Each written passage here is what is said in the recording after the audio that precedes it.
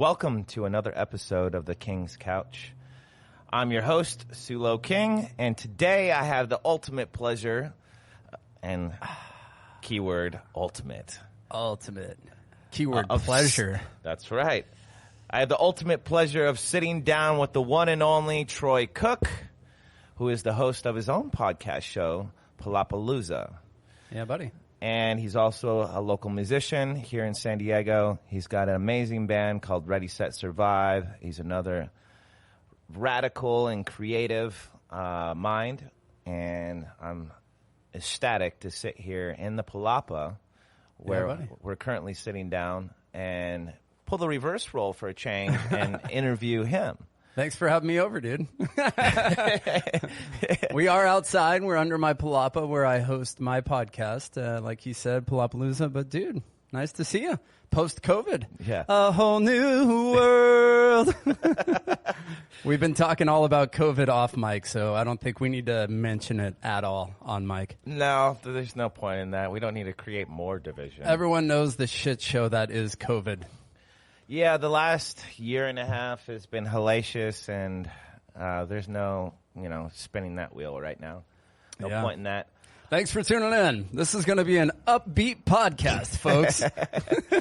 Well, that it is, man. You're an upbeat person. I'm an upbeat person, and I'm just stoked to be here in the Palapa. I mean, this is such a welcoming and relaxing environment.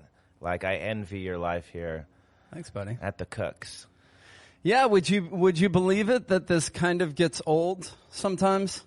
I have to leave this area because it does. I do get sick of it at times. Well, I think the pandemic kind of added to that a little bit, but I haven't left this Palapa in a year and a half, bro. But I've been wearing the same shirt and everything now. What are you talking about? I just spied on you in OB the other day. That's right. And we've got our annual Palapalooza Presents show coming up in OB, and by the time this releases, it will be done. Sold out show. It was amazing. Thanks for being there. Yeah, for sure. You know how I noticed you all the way from the top of THC, speaking of THC, was your Palapalooza tank top. I saw the back of it, and I was all, yes. I wonder if that's Troy.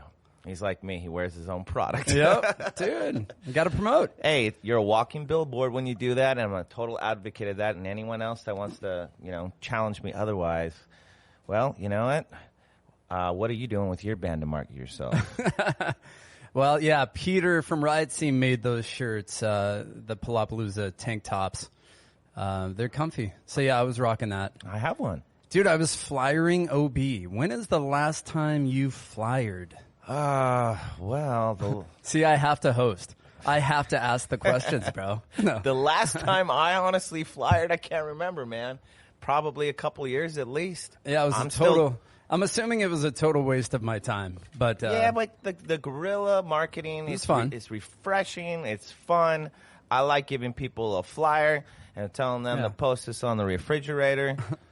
Throw it away. Yeah, I mean, use it as a coaster, whatever.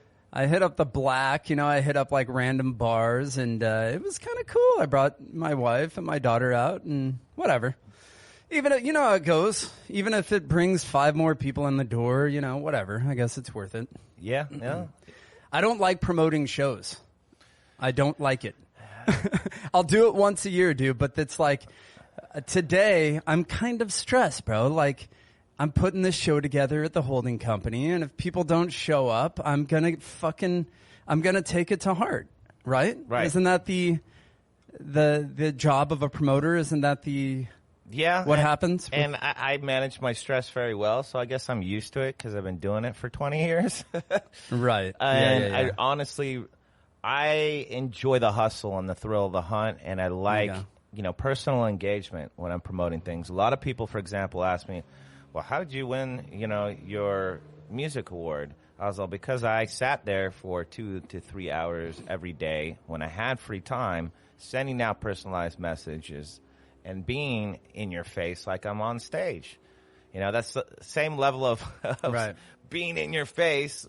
It got to a little bit of an annoyance, but people were like, okay, I get it. You need to remind people have short attention spans. So that's why I do that. Right.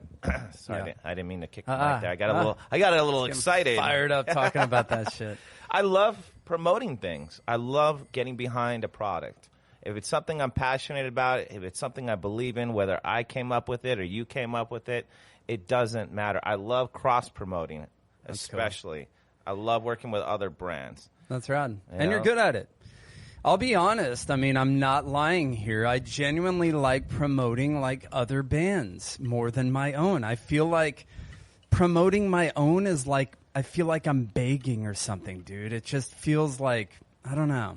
Of course, when I have something going on, I'm going to promote it. But I think that's why I do Palapalooza. Like, I enjoy it, man. You like entertaining people, most importantly. Yeah, I think so. I think that's what it really boils down to, Troy. Tell me more about myself. I guess so, yeah. You are like me. You like just helping people and entertaining people, and you get satisfaction and joy out of that. I mean, playing a show is one thing and doing your band is one thing, but you don't want to, like, that feeling where you feel like you're spamming something? Right. That's what promoting is for a lot of people, and that's why they don't do it. Or people are lazy because they don't want to put in the legwork either. With me, like, I know if I don't do it, I'm not going to feel good when that show rolls around. Right. You know what I mean? That I didn't put in the hard work and effort. And I'm not talking about just putting up an event invite that takes 5 minutes to create. I'm talking about looking at every single possible aspect of how can I promote this to its fullest. Yeah. And I try to cover all the angles. And that's what I did. And, going back to how I won the San Diego Music Award, I'm not just going to write some Sulo bragging, some eloquent post about how I love San Diego and how I'm so honored to be nominated. No, I mean, am I honored? Yeah, of course I am. It was a real kind gesture and nod. Do I feel like I deserve to be honored? Not necessarily, because I'm too humble for that shit, to be honest with you. But when I set my mind to something, I go all in. Right. And that's how I live my life. And I feel like, that's the message I try to spread to people. Like, go all in. If it's something positive and it's going to bring, good to the world, do it. And I also it was kind of a punk rock thing for me too. At the same time, I was like, just kicking the mic. That if I don't, I feel like I'm going to be real as fuck right now for a second. I feel Sulo has this podcast just so he can rant. Exactly. Just so I can rant. Fuck the guests. I love it. I love listening, yeah. No. It was kind of like a big fuck you to the scene at the same time. And I don't mean that in a negative way. I mean that in a way I was like, you know what? All these popular, overrated fucking bands, the same bands get nominated for the same categories. Who specifically I'm not are you saying any to? names. Because I still respect those bands at the same time. But it's also a political thing, Yeah. There's always politics. Even when I was a promoter, I was looked at as a politician. I remember people when they found out, this is back when I was 22, they're like, oh, you're going to be like the new booking guy here? Are you ready to be a politician? And I was like, what better than an ally that's inside the system? I feel like sometimes you can do more damage in than bitching from the outside. You know what I mean? And that was my goal. I wanted to, just help others. And one of the most gratifying experiences I ever had was having a kid meet me in my office at Brick by Brick, because I wouldn't make you pay to play. I give you pre-sale tickets, be like, I'm going to give you half the money for each sale. Mm-hmm. But Brick by Brick is one of those destination venues. Like, you got to do everything you can to get people through that door. They come for one specific purpose. Whoever's playing. It's not like a hangout. It's not like Casbah, for example. And he's sitting there questioning me, this young little kid. I was probably like maybe 26, 27. He was like fresh 21. And he's like, you produced Armed Angels, didn't you? And I was like, have we met before? And he's like, no. I was like, well, how do you know all this stuff about me? He's like, I read your bio on Facebook. And I wrote like a long bio, and I was like, I don't really feel like people read that shit, but that kid did. And that just goes to show you, like, you put yourself out there, like, you can inspire others. And that kid came in there with the same feeling I did when I was 20 years old getting into this scene. And I love the San Diego music scene. And I still, to this day, have not lost that fire inside my heart. I'll still do whatever I can to help provide and entertain. And I was very proud about having Iacon Sound and living out that dream. And, eventually I'll probably get back into another studio. But right now, I'm pursuing another career as a health coach. And I'm loving that. But enough about me. Enough about me. You open up that floodgate right there. Good Lord. See, I'm good at asking questions, huh? But see, I know how to open people up, dude. You're a natural host. I know. I feel like I am. We're having the MC battle of the hosts. I know. I told Mario I was doing your podcast. He's like, bro, you guys are just going to fucking talk over each other the whole time. I've really tried to watch that, though, because I edit my own episodes, as do you, and I see it. I visually see, like, when I, interrupt, and even acknowledgments, like, you have to try not to do that. And sometimes you got to cue and segue into things, and it's kind of hard because every guest is different. Some people are a little shy, behind the mic, and right. I've had to hit pause, a couple times and be like, "That's okay, we can continue when you're ready." Or I've even screwed up intros and be like, because they got nervous, or yeah, a little bit, okay. yeah, sure. Especially people who have never done a podcast before. That's the thing I enjoy, and I'm gonna cut you off, and we're gonna talk over each other real quick because that's the thing I enjoy is having bands on that have never done a podcast, dude, and they're just super excited. That's my favorite thing. Right. Yeah. I got to give you credit. I've been following your podcast since you started it. I was a guest in the early days of it. It's the only outdoor podcast west of the Mississippi. Don't know if that's true, but it sounds good. It's a very unique podcast, to say the least. And you have the perfect DJ voice. I've always complimented you on that. And of course, DJ Troy here, TNT Entertainment. Check it out, www.tntmobiledj.com. And we'll be plugging the links. Go fuck yourself, San Diego.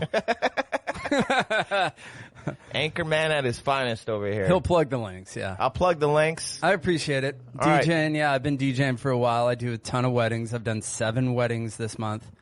Well, anyone listening, if you need a wedding DJ, hit me up in the next few months because I'm getting out of it soon. No. I'm going to pull you out of retirement if I ever meet the one. I think it's the kind of thing that you didn't ask me this, but I'm just going to talk about it real quick. It's the kind of thing that I just felt like I was good at, and I got good responses and good reviews, so I just kept doing it. And 17 years later, it's interesting how life works. I'm still doing it. And wait, you've been doing it 17 years? Since 2004, bro. Wow, congrats, man. That's a long stint.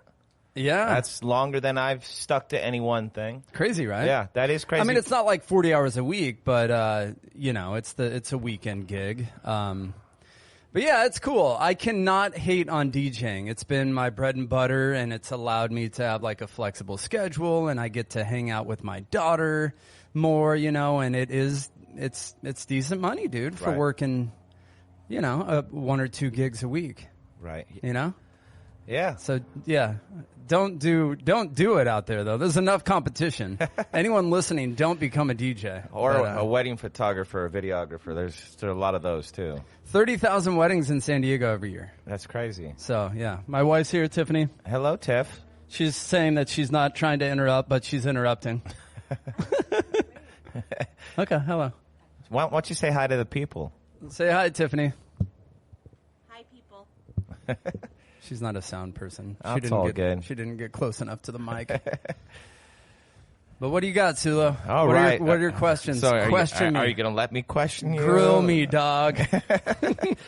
All right. So with all my guests, I like to go back to the beginning. Oh, shit. All right. Let's go back to the beginning, Troy. The sperm from my dad's balls? No. I asked Jack Grisham one time, Jack Grisham from TSOL, I was like, where are you from originally? And he's all, my daddy's ball sack. That was the most unique answer I've ever had. Very true. Yeah. when asking that question. But let's go back to the beginning, how you got into music, what your early influences were. Yeah. Some of the notable bands you've had before, Ready, Set, Survive. Okay. And basically how you got into the music scene. And I'm not Ooh, entirely that's a sure, lot. like, what you've all done besides being a wedding DJ. I know you've done a few other things that you've dabbled in. Right. But let's start there. Yeah, that's a lot, but Let's start with I'll that. try to sum it up here. How you got into music, early influences, and work your way up. Yeah, when I was 6 years old, I was really attracted to keys, piano, with influences being like Jerry Lee Lewis, the underage cousin lover. Nobody follows the Killer. I love the Killer, and I still love 50s music. You know, I'm going to cut you off for just a second. Of course you are. Fun fact for you. What? He's one of the last, if not the last, from that era of 50s greats, Sun Records greats. Yeah, still around, right? And his tagline, nobody follows the Killer. Okay. It really makes you think. Yeah. Yeah, he was a big influence, Elton John. So I started with keys, and, my parents always supported me. They bought me a keyboard. They got me in Fame, which is right down the street, Fine Arts Magnet Education. It was a music-oriented school. So I knew at a pretty young age, dude. Was it elementary or high school? It was elementary, so I was there 3 through 5th. What am I talking? 3rd through 5th. Yeah. Yeah. Mathematics apparently wasn't one of his specialties. 3 through 5 grade. And it was, I did I played the Halloween theme, I recall, when I was about maybe 12 years old at the, what do you call them? Talent shows? Oh, nice. Up on stage, dude. So I was up on stage, from the age of Was it a talent show or competition? Well, I guess everything's a competition, but a talent show's a competition, right? Well, I think it was, I don't know. Sometimes it's like a showcase, kind of like show and tell when you're in kindergarten. Yeah, it was like more of a competition. Okay. Like Napoleon Dynamite did the dance. It was that kind of thing. You know what I mean? Yeah, I know what you're talking about. Yeah, but so yeah. And then, my keyboard got broken by my friends, so that stopped me from playing keys for a while, dude. And that's always like, when I look back, I was really sad. I had have you ever had like a really special instrument, dude? My first keyboard was like, I would carry it around. It was like fucking 60 keys too. It was a big one. But yeah, I was really attached to my keyboard. I'd play it everywhere. I'd play for family when they came over to my house. And then my buddy broke it. So I was like, I took a break for, I feel like maybe a few years. And then like most people, when you become a teenager and you see, Green Day came around and Nirvana came around. I got into guitar, got into the strings when I was about 15, something like that, 14, 15, teenager. Okay. And I started I joined Fat Chance. I remember that band. And we played with your friends Agent 51 at Soma, Pivot, Dogwood. Our first show was a SummerSlam at Soma. And it was the best show I've had to date in 20 years. It's all been uphill since then. No. Yeah, I remember you mentioning that actually on your podcast. Yeah. When you interviewed Chris from Agent 51. Exactly, yeah. Chris is a great guy, dude. Shout out Chris. Agent 51, he's doing his solo stuff, right? Chris Arms? Yeah. Yeah. It's his solo stuff is just under his name, Chris Arms. Chris Arms. Yeah, and it's a Americana project. Very proud of him. He's had players from all over the map, play on his EP, and proud of him. He's also working on some Agent 51 stuff. They just re-released one of their very early songs from their career. I think that came out in like 94, 95. It was like off a cassette demo. I actually just hung out with him last weekend. We had a really interesting conversation about things, and you should have him on, dude. Yeah, you know what? He was on Palapalooza, so you can just listen to that episode. He is. I did my first call-in interview with Mikey Levinson, their drummer. Okay, cool. That was in the band from '99 and up until currently now with the reunion shows and whatnot. And he's actually considering moving back here to San Diego. He's living out, I think he said, in New Jersey or New York right now, which would be cool and a lot easier for Agent 51 to do more reunion shows. Right. But with a lot of musicians, I feel that Chris is just kind of wanting to go down a different road and just pursue different things. And I mean, he always respected his punk rock roots. That's what he said.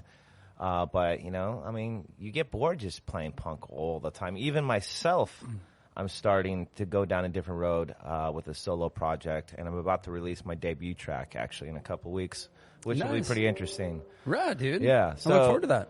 Yeah. I mean, Solo Sulo, it should be called. It's actually called Sulo in Solo. There you go. That makes sense. Is that your real name? Yeah. Sulo King? Sulo King is my real name. That is a good name, dude. Thank you, man. I was named after my Finnish grandfather, so my mother's first generation from Finland, and it actually... We don't need to know the whole backstory. Translates, it translates into grace or charm. Yeah. That's cool. Yeah. You are a charming guy. I feel like you have a big heart, right? You're a considerate kind of guy. You think of others. Just like yourself, man. You try to help. I feel like I am the same, too, to be honest. Yeah. Gravitating towards people that are selfless and giving. And I think of myself a lot as well. There's nothing wrong with that. No, I feel like you have to really get yourself down and then you move out from there. Like you can't have yourself handled and try to help others. Well, you have to have your own shit together, and then it moves out from there. You can help other countries. You can help the animal kingdom. You can help other people, right? Yeah. Yeah. Through many different ways and platforms as well, since we're in the digital age. I agree 100%. That's funny that you mentioned that because during the pandemic, I started training to become a life coach. And I studied in a form of advanced psychology called ecology, which was formed by a Scottish former, ex-military guy who was suffering from PTSD, and traditional psychology just wasn't working for him. So he developed his own, form of it. And it's exactly what you said. In order for me to help others, I have to be centered and understand myself. And it was like a healing experience going through all of this. Right. And now, working with actual patients and clients professionally, it's such an interesting transition because they all are suffering from a multitude of different things. It could be like a stroke patient or an autistic patient. It could be a little kid or an old man or someone that is very nervous and suffering from anxiety or addiction. I've actually already had one patient pass away from addiction. Sorry to hear that. They relapsed. They just went AWOL and stopped coming to sessions all of a sudden. Yeah, it's a real shame. She was a mother of two. But, I've also had a lot of success stories, too. It's very challenging doing what I'm doing, but I'm up for that challenge because I want to help people. That's cool that you're changing, dude. I like that. And again, I feel like I'm hosting this, but well, a paradigm shift. This is a special edition of the King's Couch. This is the co-host edition. And your co-host / guest is Troy Cook. Sulo, I want to say that, so to go back to your question and then to try kind of transition into something else, I've had a few bands and I've gone off and on. I had Fat Chance, I had 20 Year Fix. I was in Bankers Hill with Darren Sater. I didn't know you were in 20 Year Fix. Yeah. With Keith McBean. Yeah, dude. You know Keith? Of course. Oh, dude, he was at the holding company. Yeah. I gave him a shout out. Don't you remember me saying? I saw him there. Yeah, he is my favorite drummer ever. Dude. I mean, Keith is the only drummer. Keith is the only person I've ever written with. Okay, I did not know that. Yeah, That's me amazing. and Keith we were brothers for so sure. So Audio Addiction, I had their spin-off of that with Johnny and Keith and wasn't Brian Sheeran in that? Brian Sheeran was in that from Mower. So that was like the post Mower project, and the only other project I've seen Brian do. I saw them open for Unwritten Law at the Casbah. The last show they played was opening up for TSOL, and I got them on that gig with us. Okay. Because I played with TSOL back in the day. They were reforming, and Johnny prints all of my gear for the most part. What's Johnny's last name? Crittenden. Crittenden. Yeah, I don't think he likes me. But, I think I pissed him off back in the day. But hey, what up, Johnny? Shout out to Johnny. Shout out. Air horn. Beep, beep, beep, beep. I don't know if you remember Troy, but he's a good dude. Maybe I'm mixed. I think I'm actually mixing him up with another Johnny. But there's a lot of Johnnies out there. It's a pretty common name. I have pissed people off in my lifetime. I'll be the first to admit it. Are you kidding me? But, a lot of people still. I used to drink a lot, so it's so did I. I apologize to Keith, bro. I'm like, because he was. I was in 20-year fix at the peak of my shenanigans, I feel, like PB nights and mid-20s, drunken nights, carrying fucking my wife, my current wife, down Garnett, just passed out drunk. And I apologized to him, dude. I'm like, I'm sorry, bro. Like, I probably talked a lot of shit to your friends and like, cause he was older, he was 30 and I was like 25. And I feel like I was just maybe immature and a bit of a drinker. And now you don't drink. Yeah, I finally which is quit. Probably a better thing for you after hearing that story. Yeah. But anyways, so what I was getting at is, bands off and on, 20-year fix, and now Ready, Set, Survive. And when Ready, Set, Survive has been around for 5 years. And 5 years ago, when I emerged back into the scene, I feel like I was in the scene, and then I'd take a little break, and then come back to the scene, and then take a little break. And then, that's how I look at the last 20 years of my San Diego music scene. Right. I started at 17, and I had Fat Chance, and then I took a few years off. And then I started another band, and I took a few years off. So my reemergence with Ready, Set, Survive, I remember seeing you for the first time at 91X, and I don't think I had heard of you, but Tim Piles was speaking really highly of you, and you were on my list of contacts you were like a guy that I was like, dude, he's a guy I need to get with to emerge, to sort of get back. I wanted to connect up with the movers and the shakers of the scene, and you were on that list. I'll shout out Brian Gower of Playing Without a Pilot. Okay, yeah. I connected with him. I went and saw him at House of Blues. He felt like, to me at that time, that he was just sort of a prominent figure in the scene or something. He's been around for a long time. He's been around book forever. them. No, I remember them back in the day. But that's funny you mentioned that time at 91X because I remember seeing you. And Tim pulled I'll be me honest, aside. I thought you were a rock star, bro. I was like, dang. And I was right. Yeah. I was right, buddy. I remember, and Tim's like, "Oh, have you ever heard of Ready, Set, Survive?" And I think we had kind of had we already started like chatting a little bit on social media? Maybe. I think we might have beforehand. And I remember Tim telling me about that, and then that's when I started engaging with you more. Cool. And then I remember you were a big advocate of my Facebook Lives. Like you and Darren would always tune in. And that's when we really started communicating. Me and Darren loved your Facebook Lives, bro. I would always hit Darren up, dude. Sulo's going live. We got to tag Darren in this. Because you would just fucking rant, bro. Like, that's why I'm saying a podcast for you is perfect. Because you just... people will listen, and that's cool. People that like you a lot, people that like me a lot, very few people, but people will listen. And even if they don't, it's cool for like me and you to connect, for one. Right. And it's cool to just be able to talk into a microphone and like just sort of rant and like talk. Dude, it's you can't sing all the time. It is therapeutic, dude. It's therapeutic. That's exactly what It's cool if people listen and they get something out of it and they enjoy it, for sure. Right. It should be entertaining. There's no question about it.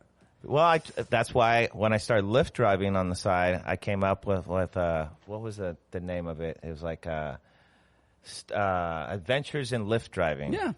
And Make I it talk fun. about all the interesting and crazy encounters I've had. From the guy that filled up an entire plastic bag of 7-Eleven bag of puke on Valentine's Day, to the chick that was absolutely gorgeous getting in my car, very like flirty, and I was like, so how long have you lived here? She's like, 3 months. I just got out of prison. I mean, to just like the crazy stories in the back seat, people would start like just like taxi cab not just confessions, right? Well, not even telling me. It's like there was like no filter in there. It's like they didn't even care that I was sitting there listening, right, or thinking that I was even listening. Just talking all kinds of shit. Like they might as well confess murders and crimes and shit in the backseat. Like it was a. Remember that show, Taxi Cab Confessions, dude? I think it was in the 90s. That was awesome. You would hear some random fucking weird shit, right? Crazy ass. A lot of it was filmed in Vegas too. What's up with the guy puking, the half a gallon of puke? What do you mean? So he was in the back sick, drank too much, and Valentine's Day 2019. I'll never forget it. I'm Lyft driving, and I'm about to end my shift. It's probably about 11 on a Tuesday or whatever weekday Valentine's Day was that year, and I go and I pick up. It looked like a couple, And then I was like, oh, God, this guy's drunk. So the girl walks up. She's like, I really hate to do this, but my friend here is very drunk, and he may puke in your car, so I'm going to give him this bag. And, long story short, it was a Lyft shared. I had to go pick up another couple that was a little older because this kid was in his early 20s. And it was a long ride to East County. Oh, wow. And, the guy's girlfriend or wife was a little weirded out, but she understood. The guy was like, hey, we've all been there, bro. And this guy, before I went and picked up that couple, was telling me how he doesn't really drink much, for one. He drank way too much Jaeger. Oh, he was coherent. He was coherent, yeah, but he was very violently sick the entire time. Oof. But get this, he didn't spill a single drop of puke. Wow. I was super impressed. But when I finally dropped him off last, I was super cautious and nervous about him just spilling that bag, like fumbling getting out. But he handled it like a champ. The poor guy got wasted with his chick, trying to keep up with her because he had a crush on her. And it's Valentine's Day. And he feels like he blew it. And I'm trying to pep talk the dude up. I'm like, bro, I was like, it happens to the best of us. And you did blow it. And I told, you blew chunks, and that's about it. No, I'm not getting fucking laid tonight, dude. Well, yeah, he did blow that, but who knows though? It'd be interesting to find out if they ended up, dating or getting married. That's the beauty part about. That's the first date story that you hear at the toast at their wedding. I know. It's been a couple of years, so you never know. Yeah. You really That's never interesting. know. And she was very, thoughtful, and she wasn't like, oh, get rid of this guy. She was just, felt so bad for him. Yeah. So was it... I've had a lot of interesting adventures doing that. But it was another form of entertainment for me, because I get bored pretty easily when I'm not, productive and doing something constantly. I know how to sit down and relax and chill, but... It's pretty bad when a guy puking in your backseat is entertainment. Well, here's how I look at life. You always got to expect the unexpected. There you go. And that was totally unexpected. Sure, yeah. And I'd never had one bad incident. I never had a passenger that became violent or crazy. Right that on. I had to. There's a few questionable ones, mind you. But I feel like people just kind of naturally warm up to me for the most part. I don't know if it's the energy I put out there or just by talking to them, but I try to put a lot of personability into my customer service. It doesn't matter what the fuck I'm doing. Right. I could just be assisting you, and the way I'm dealing with people, I'm just going to be, that's just how I'm wired. That's just who I am. You know what I mean? I'm generally a nice guy. I mean, I'm not perfect. I do have I bet you could be a dick. Yeah, that's what I was segueing into, but... Sorry, I'm trying to keep it entertaining for the listener. No. Well, I mean, dude, you host a podcast, bro. So you either have a interest in communicating with others, or you are good at it, or both. You are a good communicator. So are you. You're articulate, and... I think that's what people are picking up on. And your Uber, your Lyft. Are you still doing that? No. Okay. I stopped doing that right in the beginning of the pandemic. And, I can reactivate my account anytime. I may do that in the future. I actually really enjoyed it, to be honest with you, because, one, I actually, picked up some people and clients from my studio when I was doing it during that time. And I promoted, handed out business cards a lot. Actually got some people to come to my studio, even pulled clients out of it. And that's what kind of gave me the idea to do it, is I got into Uber from my studio, and the guy's like, what is that place? I don't know. I was like, it's a recording studio. And before we had even turned the corner, he was on the phone with his 14-year-old daughter, who is a musician, and that was a reoccurring client for quite some time. I think we did a whole EP with his daughter over a year or something like that. Rad. But I look at, you can make the best out of any situation. Right. You know what I mean? Life is a learning lesson.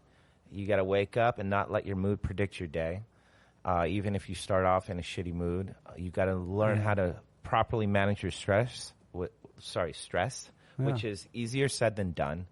Totally. We're going to have our ups and downs. We're going to hit our forks in the road. We're not always going to know everything and how to navigate through life. And there's nothing wrong with asking for help. That is not weakness. Yeah. You know what I mean? We're all going to have strengths and weaknesses. And like one of my guests that I just recently had on was an old friend of mine, Carlton Overstreet, said, teamwork makes the dream work. Yeah, buddy. You know? I like that. So, you know what I've realized recently is that I think a lot of people, including myself, tend to isolate themselves.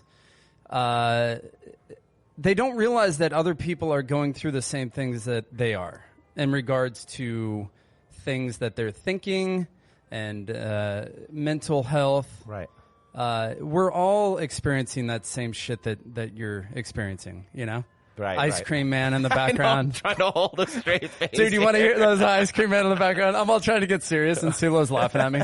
Dude, my friend got beat up by an ice cream man back in the day. What the fuck? We were we were little punk ass rollerbladers, and we held on to the back of his truck. Right. Big old fat like Middle Eastern dude comes out with a fucking bat. You're kidding me. Like, could you imagine that in this day and age? That would be like fucking New York Times headlines. Oh, yeah. But my friend was a badass. Shout out Jeremy Malott. And he handled it. He was like 15 going up against probably a 40-year-old. And he handled himself, dude. But looking back on that, like, what the fuck, dude? Crazy, right? That is crazy. So every time I hear an ice cream man, I fucking like experience flashbacks. Every time I hear ice cream man, I just want to like pull Eddie Murphy. Ice cream! And just start running down the street. You know, because that's one of the like classic childhood things we still have to this day. It traumatizes me now, dude. I mean, the day and age we're in, like the fact that there's still an ice cream man. Mm-hmm. Okay, the milkman guy, we haven't seen a milkman in how many True. decades? But the That ice was cream trippy, man, huh? the ice cream man's still around Fucking ice cream man. because it's timeless. Every kid With loves ice COVID, cream. you would think that ice cream man would get shut the fuck down. That's what I'm saying. But they're still going, huh? Yeah. No gloves or anything. Just fucking It's strong. tossing out push-ups, dude. Barehanded. The push pop. The push pop. Yeah, The Bugs Bunny I love the popsicles. push pops and what is it, firecracker? Yeah, the firecracker was always good. Firecracker. I was like the Mexican candies from Ice Cream Man. Oh you know? yeah. The whatever the fuck they're called. I know. I was trying to think too. I was like, what? I had one the other day. It was, the little watermelon suckers with the pico on the outside. I could always go for a chipwich any day. Chipwich. Yeah, anytime. Chipwich. And thanks for tuning into the podcast. This has been Ice Cream Man Talk with Troy and Sulo. Well, Links in bio. we're plugging our local ice cream man. Dude, let's start up like a local music fucking ice cream shop where instead of like ice cream music, it's like you play nothing but like covers of like local music. It's too bad that Rob That'd be Deirdre dope. doesn't have Fantasy Factory anymore because we could buy an ice cream truck and do it like a Pimp it half-ass up. version of like, it opens up a hatch and all of a sudden a band starts playing. Yeah, that'd be cool. Yeah.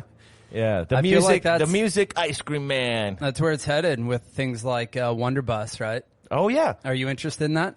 Yeah. Tim has hit us up quite a bit about Wonder Bus, but all our energy is focused into our first show back, which is this Friday for Gutterfest up in Big Bear. That's right. Congratulations on that, dude. Yeah. I just had urethane, and we talked about that. I had Steve Caballero on and Chad Ruiz, and Dude, I'm that's dope. That's so a good show. stoked for Cab and for Steve. Sorry. Hello? I mean, I'm stoked for Hello? Chad.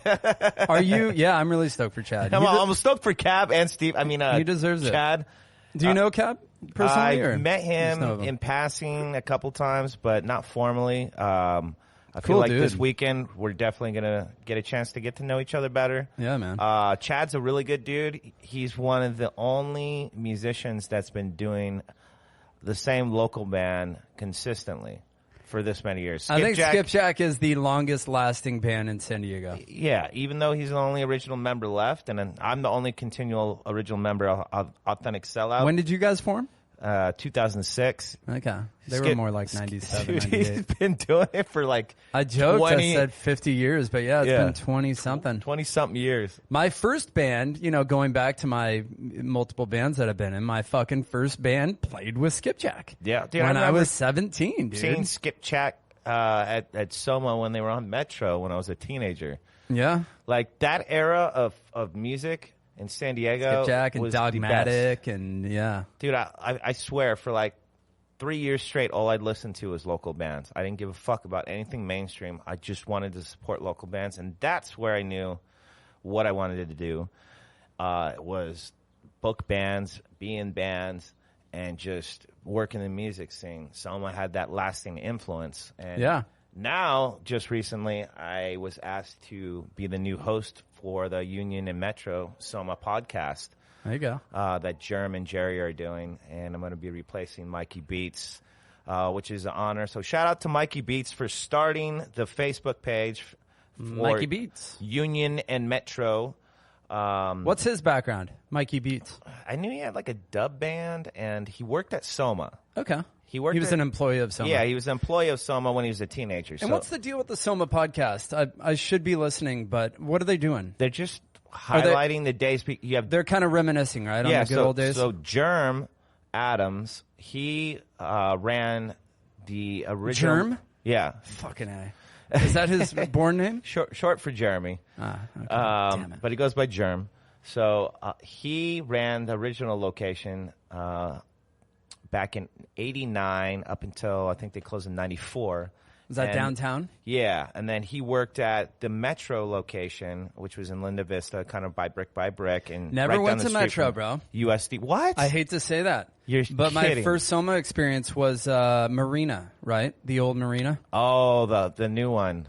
Yeah. No, not the new one. No. I mean the third generation. Of it Soma. would have been third. Yeah, I saw Unwritten Law there. I saw Green Day there. I saw Pivot. I saw Everclear. Yeah, that was my first Soma. I know it's been like almost 20 years, but it's still like the new location. I know you say new, bro. Like, yeah, I never. That's crazy that I didn't, though. I guess my first Soma show would have been like 16, 17, so that would have been 96, 97. Oh, wow. That was Marina, right? So my dad discovered Soma. I kind of always heard of these different all ages venues, but I never really started going to shows on my own. So when I was like 14, 15, he wanted to go see Sublime and bought tickets at Soma. And he's like, I found this venue. I met the owner, talked to him for a little while. My dad's like me, very social and personable. And he's like, I'm going to start dumping you off here every weekend so you can let out whatever you need to let out here and mosh and do your thing. And we went to a couple shows. My father has a huge influence on how I am and the man I am today, especially with my music. He took me away from the radio as a little kid. He introduced me to Soma. He, told me when I was just going through a straight punk phase that, hey, you got to open up your mind. Like, your punk heroes are educated, most of them, and listen to other styles of music, and introduced me to a little bit of everything. And then, especially when I was in college studying every aspect of music, I studied the world history of music, the history of rock and roll. My father's always been everything starts with the blues, work your way up type deal. You know what I mean? So, it was really rad to have him be the reason why I discovered an all-ages venue. And then he would dump me off at all these all-ages shows all over San Diego, whether it's Soma or... what a horrible dad. Shea Cafe. That's really cool, though. I mean, yeah, that's cool that he got you into it. Yeah, and I can't thank him enough for that. And my dad, he likes to play guitar, and we jam out. Is he still around? Once in a while. Yeah. Where does he live? San Diego or? Carlsbad. Right on. Yeah. So, I'm just... Like I said, I'm very thankful to have that kind of influence. What about you? Did your parents help support your music? I mean, did they influence you at all? Not influence. No, it's crazy. I was going to actually mention that. No one in my family is musical. My grandma was, but I never really met her. She passed when I was pretty young. She played piano. But yeah, no, my dad claims to play in the fucking high school band and all, but whatever, dad. I think he was a trumpet guy or trombone guy or whatever, but no, not really. Definitely supportive. I mean, my parents are amazing. My parents are rad. No complaints there. Going on 50 years, just past 50 years of marriage. I saw you post that on Facebook. Yeah, 50 years of marriage. That's incredible. You don't see that every day anymore. All natural births, my mom, like all at-home natural births. That's mom for you, dude. How many siblings do you have? 4. Okay. So my brother's 2 doors up. I always have to shout out Byron, one of my biggest supporters. How rad is that? Your brother's right there. Yeah, 2 doors up, man. We're locking it down here on Bradley Court. He was at the holding company. Okay. He's one of my biggest supporters, man. Like, I really just do all of this for Byron. The podcast, the band. It's all for him. Brotherly love. Look at that. Yeah. Feel a little verklempt. But no, yeah, it's a lot of support. My parents they've always supported me, dude. That's awesome. Yeah. All right. So let's shift gears a little bit here. Let's talk about how you got into the DJ business. And 1, 2, check, mic check. 1, 2. Besides that, is there anything else in the music scene that you've done? Any other notable jobs? And what influenced you to get into the wedding DJ business? DJ, I know. Douchebaggy, huh? No, honestly, if you worked at a strip club, maybe I'd question you. But I could have. I had the opportunity to work at Pure Platinum back in the day, but I was married and I turned it down. And I regret that decision every day of my life. No, to be honest with you, it was my mom's idea. She threw it out there. It made sense. I should shout out that I have a radio background. My dad was on the radio for 25 years. He hosted a show called Hooked on Trivia. So I was brought up behind the scenes in radio, cutting tape back in the 80s, doing commercials, recording commercials, running the board. I was an engineer for like Chargers games for a while, Padres games. So definitely have that radio background. And then I connected the two, radio, music, MC. Why not DJ? Let's try it out. Right. It was just kind of, and I was sick of working jobs that I didn't really like. I was dealing cards up at Paula Casino for a few months, and I paid $1,000 to get the training to learn how to deal blackjack, and it's funny when you look back on life, dude. Like the paths that you go down, and the distractions, and the stupid jobs that you work that are just sort of a waste of time, and you can't really.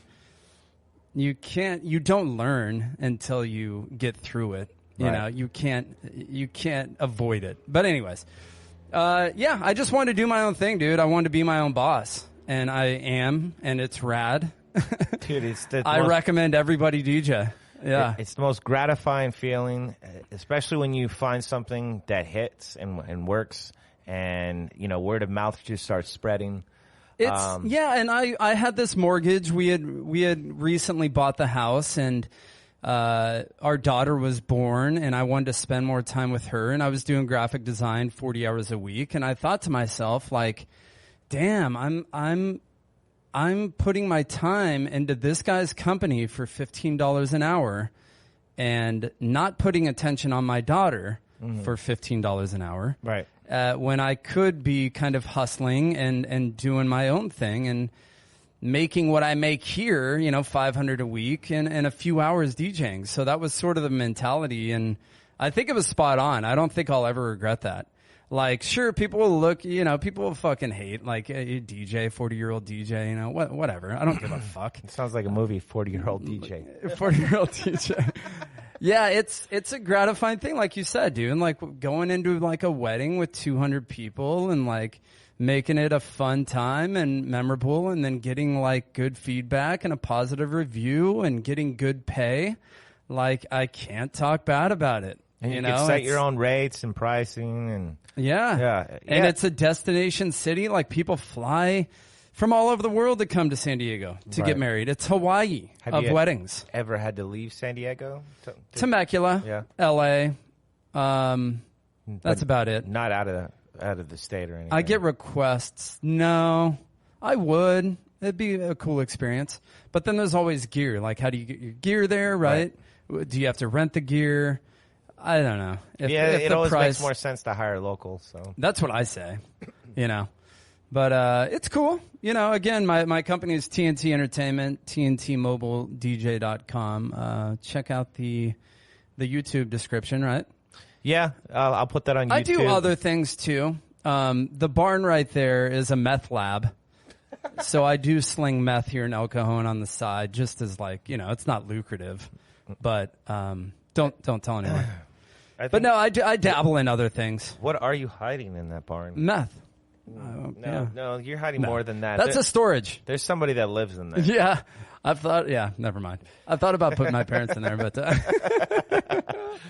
yeah, buddy. All right, cool. Well, that's interesting. It's always, it's not like you had a high school daydream one day that you're going to be a wedding DJ or childhood dream. Remember when you were a little kid, it'll be like, oh, I want to be a lawyer. I want to be a fireman or...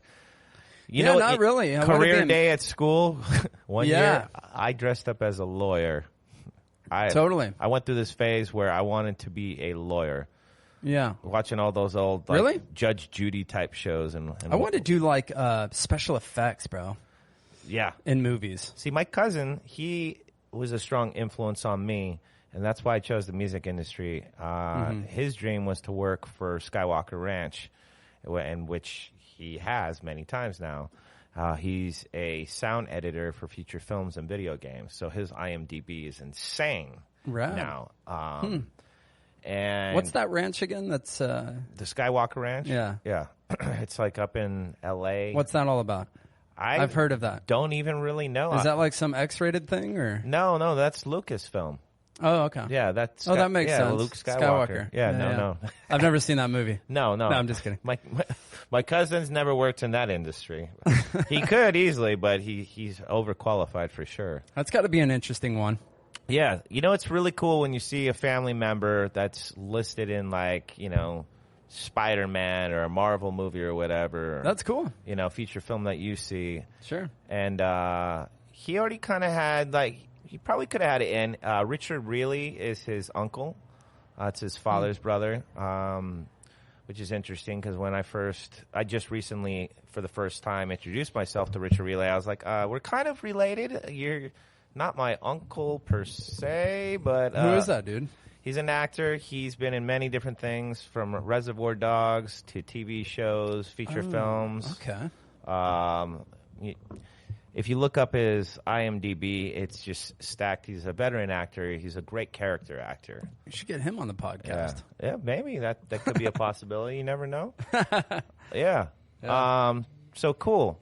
So we covered how you got into music and, the first bands that you were in, currently with Ready, Set, Survive, how you got into being a wedding DJ. And sorry, your dog is a little distracting right now. Yeah, we have Fender here. He's a Mexican rescue, a little retriever. So let's talk a little bit about that, speaking of names. Yeah. So I noticed this common little trend that you have. Music names. Yeah. So I like music. All right. I'm going to have a second child and name it Treble Clef.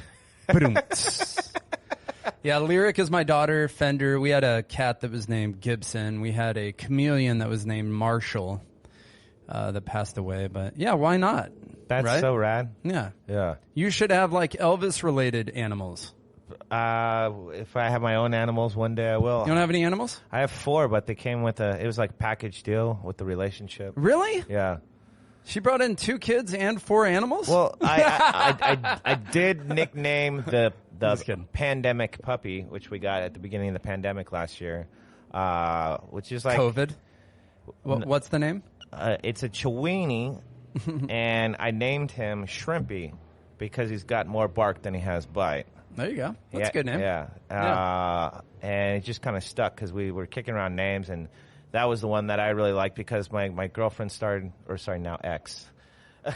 I got to get used to saying that word ex. Let's not get into that. Yeah, we're not going down that road. No. I love her to death, so, anyways, she started calling him a shrimp boat captain or Bubba's shrimp boat. Oh, okay. And so the name Shrimp just kind of stuck in my name, and he was like the size of my hand, Like when we first got him, he was maybe like 5-6 weeks old. He was too young to be given to us, but he came from a broken home in El Centro. Wow. They couldn't take care of him. And I just fell in love with the little guy. So it's like having a kid, going through that whole experience. And, I love having animals. So, yeah, one day, I'll probably have my own thing, naming them. There you go. It's been a minute since I've had my own pet. Last pet I had was a Chinese water dragon named Larry the Lounge Lizard. I had him for almost 10 years. Nice. Yeah, and he had quite the setup. He had his own little mini mansion and everything. Yeah. It's cool having pets sometimes. Yeah. Sometimes I think, like, what the fuck am I doing having this animal in my house? Thinking of my cat. We have a cat that's, kind of a bitch. There's really no other way to put it. You still love the cat either way. She's bitchy. Yeah. Not very friendly, and, it's we constantly have to clean up after her shit. That's kind of the majority of the time spent towards the cat. And, sometimes I question having a cat. Well, cats are very temperamental, so that's why not everybody is a... Well, no, I have 2 cats. I have 2 cats and 2 dogs. No, I'm not a cat guy. Yeah, I have always been like both, but I like one of the cats, Janice Dickinson. She's kind of temperamental, but she took a strong liking to me, and cats are therapeutic, man.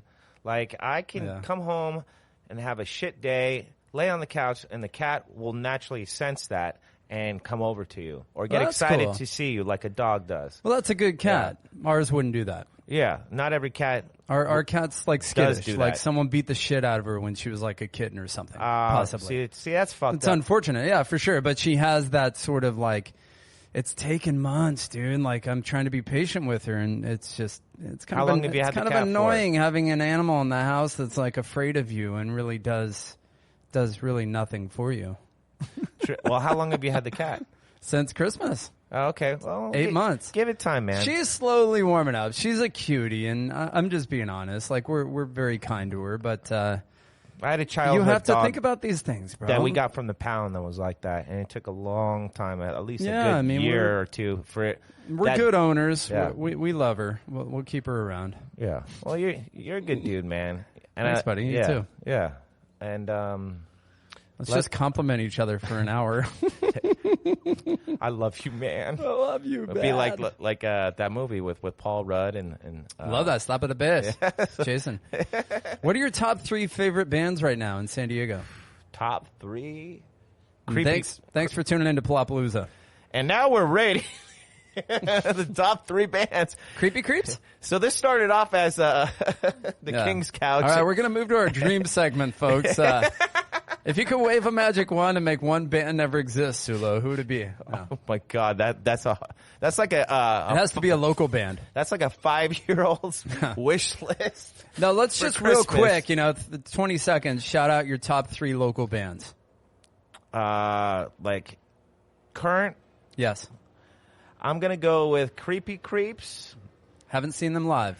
They're cool. Creepy Creeps is one of the most entertaining They and look like it. unique bands Yeah. to come out of San Diego, and they're still like going at it strong. I think they're coming up on the 20-year mark. I remember when they first started out, and I was blown away. And they dress up, right? Yeah. They wear like the caveman kind of thing. They switch their outfits and their costumes up every single time. That's they cool. have go-go dancers or Yeah. a throwback to that surf, garage rock, Yeah. 60s vibe. I would love to get them on my podcast, dude, and shoot some video of them. That'd be rad. That would definitely be interesting. Yeah. I'll link you up. Okay. Yeah. Please do. Yeah. Yeah. Great band. You know what? And I hate to use the word favorite because I don't really have favorites, but Just answer the fucking question. Burning of Rome was one of my favorite local bands. Huh. Yeah, I really dug them. They weren't necessarily like my cup of tea right off the bat, but goddamn were they I don't entertaining. know if I've listened to them. And what really made me shift my whole perspective on them and become even more intrigued is they did a Halloween show at the Casbah, which was sold out, and they did an entire Dead Kennedy set.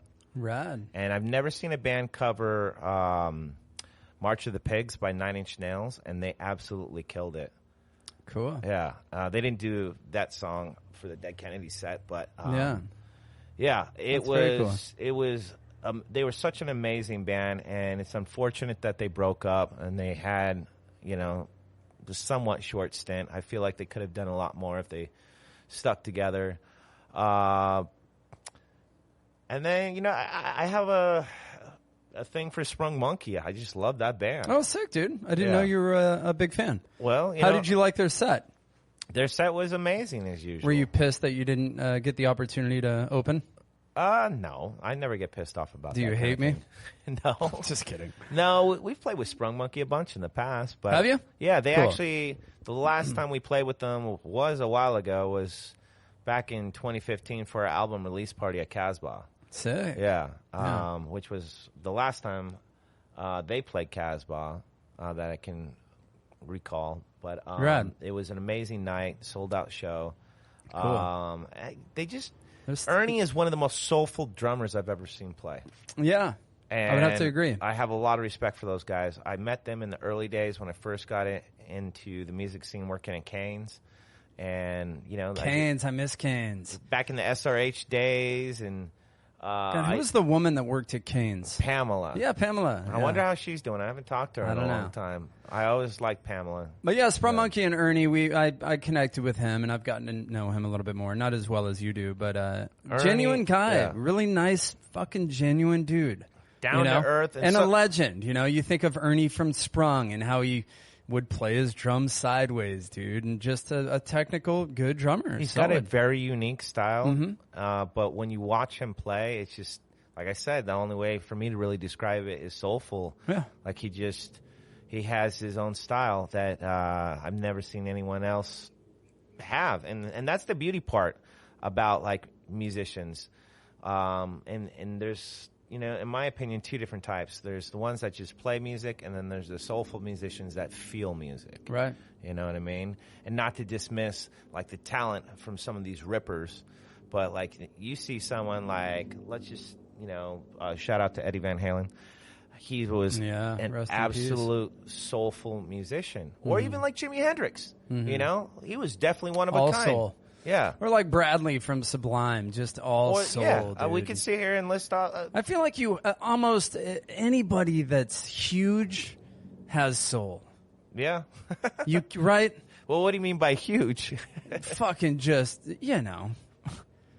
huge. You mean like multi-platinum? Yeah, okay, I see what you're saying. The top of the top. Yeah. Yeah. Well, you think of anyone, that is really your purpose there with music, is you're trying to evoke some sort of emotion, right? And you got to really get into it too. Well, it starts out as your outlet, and then it becomes like something where you feed off the energy of others. Not everyone has that capability, but I love just sitting here and talking shop about music to people that get it. That it's almost like a spiritual experience when you're on stage playing a show. You know what I mean? That's one of the things I like about doing a podcast, is like talking with other musicians, because you have that. I was thinking about that today. It's like a couple of chefs getting together and talking about cooking food. Like you the terminology, you connect. There's a connection there, right? Well, that's what I love about you, Troy. I mean, we haven't hung out. Say good things about me. We haven't hung out as much as I'd love to. COVID and virus and because, fucking Delta and COVID and vaccine and virus and we're not going down that road. Unreal. We're not going down that road. Unreal. But yeah, it's cool. Our scene's cool. I want to shout out 3 bands. Sure. Hey, Troy, what are your favorite 3 bands? Hey, Troy, what are your 3 favorite local bands? I got to shout out the Montel Jordans, and I put them on my THC show. They're just rad live. Have you seen them live? Montel Jordans, I have not seen live yet. I've been wanting to. Have you checked them out? Their music? I have. I like them. I think they're solid. I think they're that kind of band. Every once in a while, you come across a local band that's like that, where I feel anyways, like they could make it big. Like they have that whole package. They definitely have the potential. Nights Like Thieves is another band. Yeah, I'll I've got to shout out Nights, dude. I got to shout out Mario and everything he does. Yeah, dude. just had Mario on the show, and like he had a see how Sulo fucking cut in. Incredible Wouldn't let story. me finish my fucking 3. Oh, I'm going to let you. I'm just mentioning, Nights Like Thieves, which is up for I'm glad you did. a music award. So, and Montel Jordan's is too. They're in the same category. Yeah. Them, Montel Jordan's, that's The what Rough. I was segueing into. They're all in the same thing. And we'll know those winners by the time this is released. So, Montel Jordan's. Yeah, I would have to shout out State to State right now, dude. I just had them on my podcast. Their singer, you probably haven't heard of him, but check him out, State to State. Shay Stratton is good friends with Tim Piles. Okay. Amazing voice. Holy shit. Kind of like a almost Radiohead, Muse sort of vibe. They come to mind. State to State, the Montel Jordans, and God, just out of respect, I'll shout out the Schizophonics. I was going to say them because they put too. so much time into it. They've been in Rolling Stone magazine. They hit the pavement. And I remember seeing them play at. I haven't seen them live. It used to be can't believe I'm saying that. The Tin Can in Bankers Hill. Yeah. Then it became the Balboa. I don't know what it is now. I think it's still the Balboa. But I remember seeing Letty play, and I was like, this girl has so much energy behind the kit. Yeah. And then you have this guy like flailing around. He's insane. Like playing the guitar. I remember asking, like we were runner-up for the 2018 Best of Rock Band for City Beat. And like the winner got to play on the boat or whatever. Yeah. I dropped my campaign when I found out like my studio was going bye-bye, that the building was sold and that we were getting the boot within a year. Dun, dun, dun, dun. Yeah, but we were going head-to-head with Schizophonics, and I'm stoked that they won. I mean, they deserve like all their acclamations and accolades and whatnot. And, yeah, I mean they put the time into it. Yeah, it's subjective music, but it's also objective. Like if a band puts, it really comes down to it. When it comes to albums, like how much money did you put behind it? Who produced it? How many hours did you spend? How many tracks were involved? Like there are objective ways to critique a band's album, I feel. But music is very subjective. Yeah. That's why the music awards, like a lot of people I talk to don't, they downplay them like, I don't care. But then they get the nomination and they're all about social media. Like, hey, look at me. I got a fucking SDMA nomination. Well, it's a big deal, dude. Like it's a good acknowledgement. You have to take the acknowledgments when you get them, like make your wins firm. My mom always used to say, make your wins firm, because you don't get a lot of those as a musician, bro. Well, that's why it's I went a lot all of in. hustle. It's hustle, hustle, hustle. Yeah. And then you'll have maybe an occasional good show.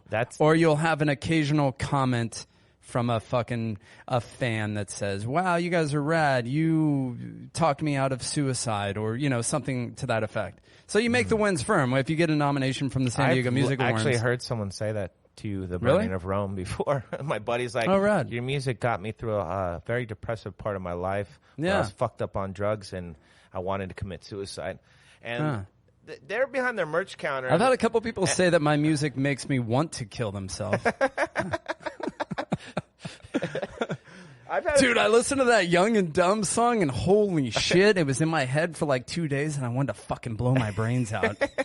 Thanks, bro. You do have some catchy hooks. I'm not going to lie. Like after that video shoot, I'm sitting there like rolling around my sleep, like dreaming about that video. We were young, we were dumb. Dude, I will forever, I'll let you get back to your point, but I'll forever look back at that video, dude. It's like just an epic celebration with the San Diego music scene. Well, like dude, our little clique, bro. I haven't seen anyone do that in years. I don't know if anyone hasn't. No. I haven't seen anyone do that. Like just a house party kind of thing? Just an all-out house party. It was pretty successful, huh? It was pretty cool. Like, it was rad. It was. I'm humbled with the amount of like bands that actually came out, and the fact that you came here to hang, and Tim Piles, the mayor of local music, and that's captured like forever. Right. I already after what 2 years has it been? 2 years. It's 2. I already look back on that and almost cry. Yeah. Because it's just such a fucking different world. Right. And it's I could talk myself into crying right now. I really could. But imagine like 10 years and like, my daughter's back there doing flips at 6 years old that Mario caught, on camera. And Mario's the magic behind that, dude. Like I got the people over. Mario fucking captured it, bro, with one camera. Like, watch Young and Dumb. If you're in the local music scene, like, I don't give a fuck about my band. I really don't. I'm 41 this year. Like, I'm not trying to make it. It's a decent song. The music video is fucking rad, though. Like, if you're a part of the San Diego music scene, watch it. It's definitely fucking check cool. it out. It's a great song. It's a fun song. It's all right. For any of us, punks that are getting old. Yeah, what is it? What's older. my band like, dude? Is it kind of like pop punk, or who would you compare it to? Like I'd a say, Yellow Card kind of thing? No, that's poppier. I mean, you're definitely like in the vein of 90s pop punk. Yeah, I feel like I want to be a little like the harder. No Use for Names, the Lagwagon. Yeah, I like No Use a lot. Yeah, back in the day. When I was younger, I sounded much more like No Use. Yeah. Like I really caught Jordan's vocals really sort of inspired me. I don't feel like I do anymore. Like I feel like I want to go like that Rise Against route. Right. But we're not quite that talented. So answer this, Troy. You mentioned something to me the other day when we were talking about Ready, Set, Survive. If you were doing, because I always admired your Halloween shows that you'd put together every year. Yeah. And you were talking about wanting to throw in the towel. Yeah, I say that. I'm, throwing the towel. I quit playing shows. Shows to me, I don't drink. It's not like an opportunity for me to go out and like get fucked up and, So I look at it very objectively and like, what is it doing for my band? Like, what am I doing here? I question certain things I do, and to me, playing a show is a lot of work, dude, for a little amount of pay, right. And I'm just at the age where to each their own, dude. Like I am not like discouraging local bands that are in their 20s to not do it because you really should. It's a lot of fun. It can be a lot of fun. It's just for me personally, like I'm a little more selective, and I've always been selective, and I think I've been fortunate with the shows that I get. I think I've gotten lucky and made the right connections. You know how it is. A lot of it's networking, but yeah, a Halloween show, I would love to do it, bro. Right. If the opportunity is right and it's not going to be some fucking like 10 people standing there for, 6 hours of work and we get paid $100, then I would do it. Like I would even have a show like in my backyard. Well, I just want to do a show. We've never done a show it'd be cool to together. Do a show with you guys. That was the original reason why, one of the reasons that Tim Piles wanted us to meet in the first place. Did he find similarities with us? Big time. Both like douchey? Both douchey. Hey, you're kind of a douchebag like this podcast host, Troy, that I was hanging out with the other day. No, I found your long lost twin brother.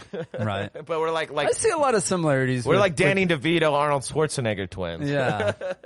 Yeah, I'm at the stage in my life where like maybe a show a year would be cool. Yeah. Try to get like a Sprung Monkeys show once a year. That'd be dope. Well, not everyone can do that, and not saying that I can get those headliners all the time. I wouldn't want to. Like, when I see other bands open up for big bands, I'm so stoked for them, dude. Like, they fucking deserve it. They deserve it a lot more than my own band because I don't put any time into Ready, Set, Survive, dude. No, I hear you. I mean, one thing the pandemic made me realize is, like, if I had to hang it up today, I can look back at all the good memories and fun times that I had of opening up for my heroes and all. Like, we played Wasteland Weekend. That was a dream come true. And we shot a music video there. Right. And I've never seen another band do that and be so, like, out there.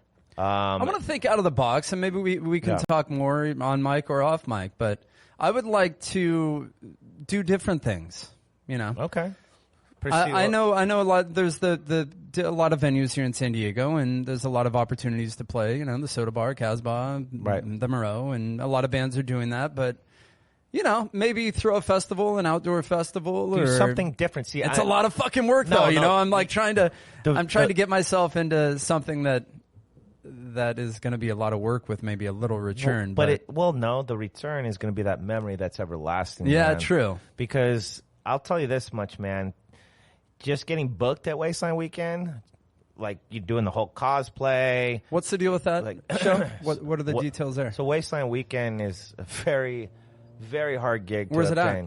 It's in the middle of the desert, kind of by the Edwards Air Force Base. Bunch of big bands? So, no, they don't have any big names. Okay. It's like Burning Man, but it's Cool.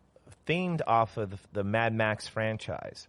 And it's a post-apocalyptic festival, and they have everything recreated from the cosplay to the production. They have an actual Thunderdome. They have Mad Max replica cars like the last of the V8s. Is that where you guys did your music video? Yeah. So it was. Everything you saw was there. It was like walking on set of like Fury Road, Road Warrior, Thunderdome, like the entire That's cool. That's franchise. I would be open to maybe doing something but like that. No, just something unique and different. Could you imagine the amount of work that goes into that? I mean, that's an 8-month process, right? Well, now they found a permanent location where they can just keep all that production just like set up for the most part. Yeah. Because that I can't even imagine what that amount of production takes. Or like Burning Man is insane. They have like choppers, like. Have you been to Burning Man? No, I've never really had an interest. That's this weekend, I think, dude. Is it? Yeah. Oh, okay. Yeah. Do you have to be on drugs to be there? I don't know if that's a prerequisite. How the fuck would Burning Man be sober? I think you would. I've heard from sober people that I'd get a contact high, maybe. It's definitely an experience whether you're on some kind of drug or just attending sober. But I don't really have that big of a desire to go to Burning Man. It's just not my cup of tea. I don't either. I'll go if someone said, "Hey, here's a free ticket. You want to go?" I'm kind of over festivals. But it's a lot of work. Not to talk shit, no, like going. Yeah, I mean, just fucking walking to the stage, bro. Like I'm thinking of Kaboo. Kaboo was rad. We saw Tom Petty, Muse. And Pink. you're lucky you did because it was Tom dope. Petty passed he died away 2 weeks after. He died 2 weeks after that. And it was cool. It was like 3 days. 2 days I went with my wife. 1 day I went with my bass player. Yeah, we've been talking for a while, dude. But going on 2 hours. Really? No. No. An hour and 15? Yeah, I figured it'd be long. Yeah. But anyways, it's a lot of work, dude. You gotta, I don't know. I'd prefer maybe fucking even a live stream these days, dude. You sit down on your couch and crank up the fucking subwoofer and old as fuck, dude. It just, it's not even burned out or jaded. It's just you get to it is. Yeah. You get to a point where it's like it becomes monotonous. Like for me, playing a venue all the time is getting old, and like I think it's kind of different when you sober up too, bro. To be honest with you. Well, yeah. Like if I went to Kaboo, bro, and I was drinking, holy fuck, I'd be all over the place. Well, it makes it more entertaining. It does, right? Let's be really shit. Right. Yeah. And I think, having that not be in my life, like maybe gives me a different look on playing shows and going to shows. But maybe I should start drinking again, dude. You want to? After the first, give me a beer. The first story you told me, I don't want to take that risk. Nah, I wasn't that bad, dude. We've all had our moments, but I mean, to be 100% honest with you, it's just like I was saying, dude. Like I'm with you on that. I want to do something a little different and outside of the box, and that's the way I always think creatively. Yeah. I'm always like, what can I do that bands aren't really doing? And that's why during the pandemic we started our vlog series. Because we tried doing a live stream. That's been done, bro. Well, it has, but I haven't seen any San Diego local bands doing what we're doing. It's Mario was doing that for a while. It's not a vlog. It's a reality show at the same time. Oh, okay. Yeah. So I say you should do it like super cheesy. Well, like over the top cheese ball. We and like get into like fake arguments. Well, we talked about staging shit, but we don't want it to necessarily be forced because we already have stuff that you can't like recreate that happens to us naturally. Right. And like me going snowboarding for the first time in 10 years was definitely a funny episode because like I forgot how fucking athletic and in shape. It's like getting back in the water surfing, like how you're going to get your ass kicked. And I had a great time doing it, but I've never been the type of charger down a mountain. I've always just kind of cruised, you know what I mean? Sure. Like snowboarding was something I did more when I was a teenager, early 20s. And then when I got more heavily in the music scene, I put the surfboard and the snowboard down and even the skateboard for the most part and just went all in. Like I ate shit and fucking lived at a venue. Like I've literally like spent more time. Were you a skater? Huh? Were you a skater? When I was young, I was the filmer guy. I was the kid with a high 8mm camera and the fisheye lens that would follow the skaters. And then I went to creative and performing arts high school so I could edit like all the videos in my video production class. Nice. I never got past like a kickflip and a shove it. Really? You know what I mean? So I was going to say, I mentioned rollerblading back in the day. So I played roller hockey for a couple of years. I was fucking into it, dude. I would sleep with my rollerblades, like, whatever. I think every kid like put on a pair of rollerblades at one point. I would, dude. I was hitting stairs and rails and. So you were avid, okay? Yeah, I was a real street skater, like right. for hours and hours. We had like a little crew, dude. It was actually pretty fun. It was really fun, man. That's cool, man. Gay but fun. No. Well, Mario always gives me shit, dude. He's a legit skateboarder. Mario is he Rivera, really? yeah, he was good, dude. was talking about that when he was. I filmed his episode, recorded his episode the other day. Yeah. What else? Cool. What else you got for me, Sulo? Let's make this thing 2 hours, dude. 2 hours. Hey, even. if you're still listening to this, comment in the comment section. I'm still listening. And yes. I'll send you a Palapalooza shirt. And make sure you put a smiley face. Yeah. Emoji. Comment, I'm still listening, smiley face, and we'll send you a little merch bundle. Yeah. I'd be fucking very surprised. No. Well, now that you added an incentive for people to do it, the reward system works. So if anyone's made it this far into the episode, where are we at time-wise? An hour 15, something like that. An hour 15? Yeah. Let's see where we're at. Oh, an hour 22. An hour 22. Holy shit, just fucking going. Remember the first episode I did for Palapalooza? It was like over 2 hours. Yeah, you fucking went on and on, dude. Well, I didn't get a word in I was late edgewise. showing up because I had an incident Sulo in my was studio. an hour late, and then, just fucking rambled on for 2 hours. Rambled on, and the adrenaline was flowing, and I had a Monster Energy drink on top of that. Oh, good Lord. Unreal. But yeah, going back to ideas, dude, I've got to get this out of my system. Sure. You had the rehearsal studio thing, right? For a while? We've actually talked about this when I first closed my Iacon, studio down. Iacon had rehearsal studios, right? So Iacon was split into two. One half of the facility was full recording. Yeah. And then I went there. And the other half was set up for monthly rehearsal space. Is that pretty lucrative, rehearsal spaces? It's the easy operation. I mean, it's depending on... You pay the lease and then you collect the band's rent, right? I took over someone else's studio, but the guy that opened up Black Box, he had to build all that from scratch. I don't know if he had to demo the inside or what. I never got too thorough with that, but he, I don't even know if he hired a professional construction crew. Right. I don't know any of those details. He did it all DIY from what I know, and there were 6 monthly rehearsal spaces. And it's a self-sustaining operation. I mean, there you go. Only thing I ever had to do with those rooms, besides switch clients out, when they come and go, is replace light bulbs, and that was it. Really? Yeah. And most of the time, the clients wouldn't even bother me because I had created such a relaxed, chill environment that was so hospitable. I had like the fridge, the TV, the video games, the couches. I love. You wouldn't clean your room, place. Huh? You wouldn't sanitize the fucking rooms?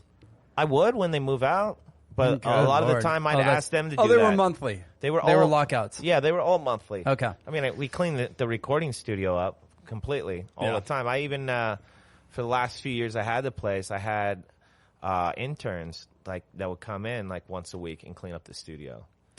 Hear me out. I've got the Palapalooza thing going on, right? Mm-hmm. Outdoor podcast, tiki hut kind of thing. An idea that I had was like outdoor rehearsal spaces. So envision 20 of these in a field that is somehow like clear and soundproof.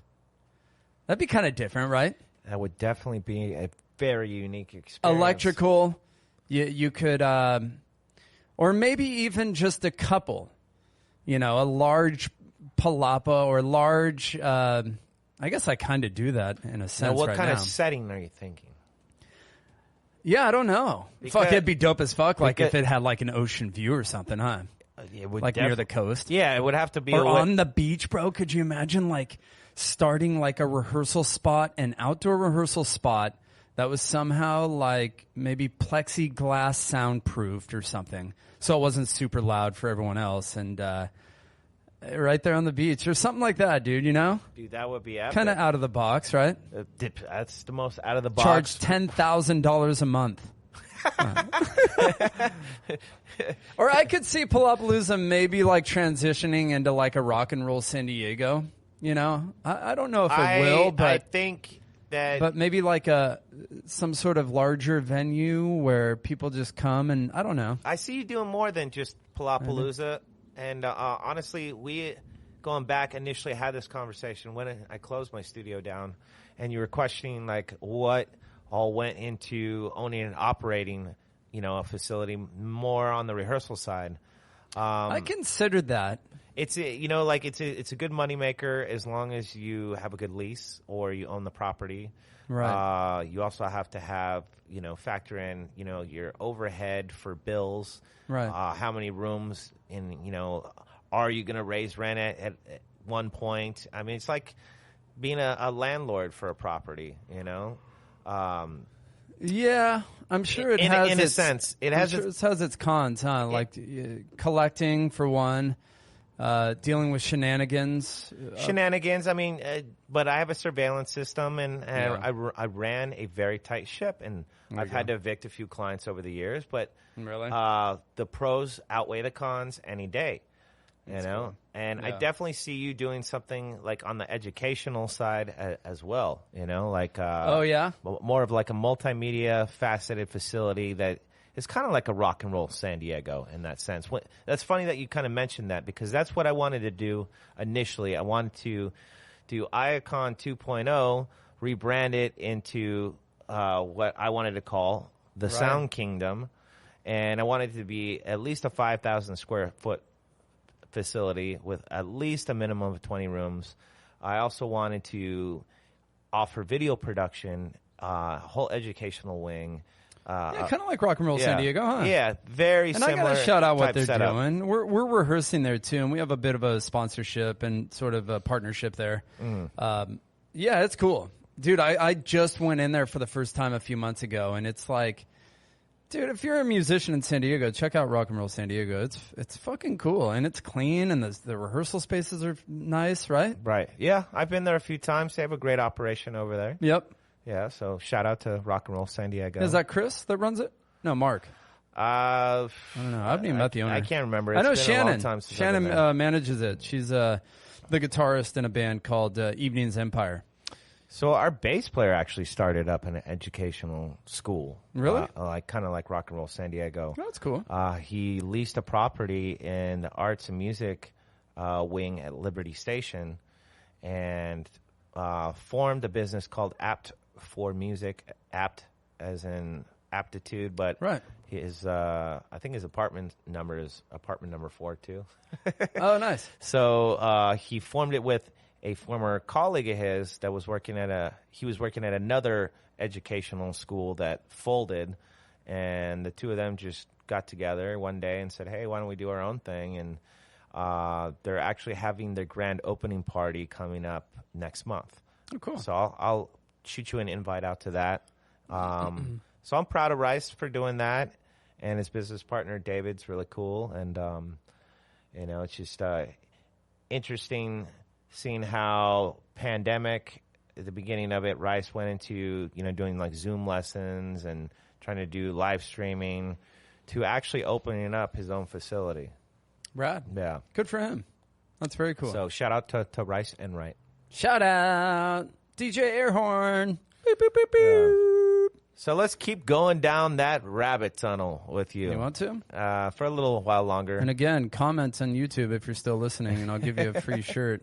We should be doing this live on YouTube right now. We should. Yeah, we could. Yeah. One day we will do a live episode. But tell me a little bit more about not just like your musical upbringing, not just like you being into like, you know, doing live streams and wedding DJ gigs. Tell me a little bit more about you, Troy. Like, that's all there is. There's got to be more than that. I would say, like, first and foremost, dude, I'm a dad. You know, I put a lot of time into being a dad and, you know, a husband and family guy. You know, I try to be that's why I stepped away from the booze, you know. It wasn't the best mix. I try to be a good dad, and I'm with my daughter a lot. Other than that, I'm going for my real estate license, dude, and that's kind of exciting. Yeah. That's an opportunity. I kind of feel like I'm at the age where I want, like, I'm not going to DJ until I'm 60. I don't want to be that guy. I do things with I invest and I play around in the stock market. I wouldn't really go as far as to say I'm a day trader, but I play around with stocks and stuff like that, and that's been pretty good. Got into that recently myself. Yeah. But being a dad, Lyric, my daughter, has really changed my life, dude. She's 8, and she's starting school tomorrow. She's going back for the first time in a year and a half, dude. She's been off for a year and a half. Damn. We homeschooled her. We were, the homeschool COVID cautious parents. But it was cool. Like, looking back, dude, I got to spend a lot of time with her and everything. But yeah, you posted so many rad videos with your daughter. Yeah, fucking whoa, why Corona? But did you see that parody? Oh, of course. Did some parodies and stuff with Lyric. Yeah, I always try to get her up on stage, any shows I can, House of Blues and Soma and stuff. Try to expose her to music and everything. But other than that, a lot of it's music and the band, and I like to write music. I really love to, I was into GarageBand for a while there, writing music on GarageBand. That was pretty fun.